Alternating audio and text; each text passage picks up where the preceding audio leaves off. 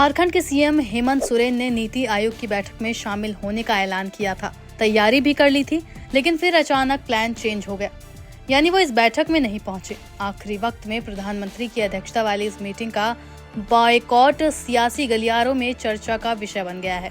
हालांकि नीति आयोग की इस मीटिंग का बहिष्कार करने वाले हेमंत इकलौते मुख्यमंत्री नहीं हैं। हेमंत से पहले देश के 6 राज्यों के मुख्यमंत्रियों ने इस बैठक का बहिष्कार किया है, लेकिन हेमंत सोरेन की ही चर्चा क्यों हो रही है?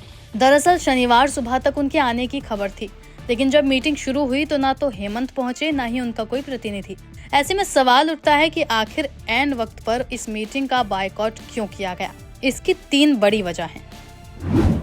कांग्रेस की स्थानीय इकाई का नाराज होना। झारखंड में पिछले 2 दिनों में सरकार और स्पीकर के 2 एक्शन से कांग्रेस के अंदर खाने नाराजगी की खबरें हैं। पहला एक्शन मांडू विधायक से जुड़ा है। हजारीबाग के मांडू से बीजेपी विधायक जेपी पटेल लोकसभा चुनाव में कांग्रेस में शामिल हो गए थे। बीजेपी पटेल की सदस्यता रद्द करवाने के लिए स्पीकर के पास चली गई। इसके लिए दल बदल में केस दाखिल किया गया। स्पीकर ने 1 महीने के अंदर ही पटेल की सदस्यता रद्द कर दी।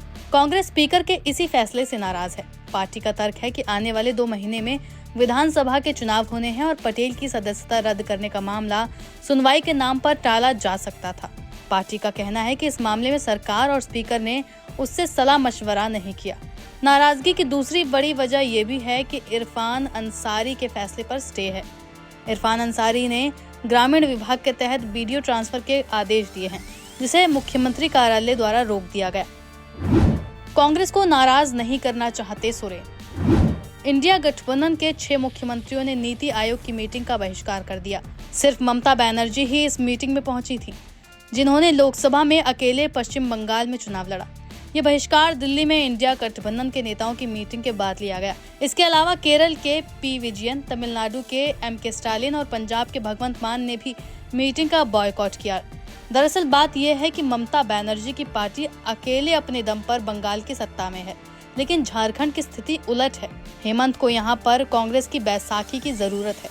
अगर हेमंत नीति आयोग की बैठक में जाते हैं तो कांग्रेस हाईकमान भी उससे नाराज होगा, जिसका असर झारखंड की राजनीति पर पड़ सकता था। हालांकि ममता बनर्जी भी मीटिंग में पहुंचने के बाद तमतमाकर थोड़ी देर में ही निकल गईं। उनका कहना था कि विपक्ष की अकेले प्रतिनिधि होने के बावजूद उन्हें बोलने का मौका नहीं दिया गया। विधानसभा चुनाव नजदीक है, स्टैंड लेना जरूरी। झारखंड में अब से 3 महीने बाद विधानसभा चुनाव होने हैं। यहाँ पर हेमंत सोरेन और उनके गठबंधन का मुकाबला सीधे बीजेपी से होना है। हेमंत ने हाल में केंद्रीय बजट पर सवाल उठाया है और उनकी पार्टी बीजेपी के विरोध में कैंपेन चला रही है। अगर ऐसे में मोदी के साथ नीति आयोग की मीटिंग में शामिल होते तो इसका गलत प्रभाव पड़ सकता था। हेमंत को झारखंड में ओडिशा जैसा खेल होने का भी डर सता रहा था। ओडिशा में बीजेपी से करीबी होने का आरोप और स्थानीय राजनीति के दांवपेच ने ओडिशा में नवीन पटनायक की सत्ता हिला दी। बता दें कि नीति आयोग की इस बैठक का थीम 2047 का विकसित भारत है।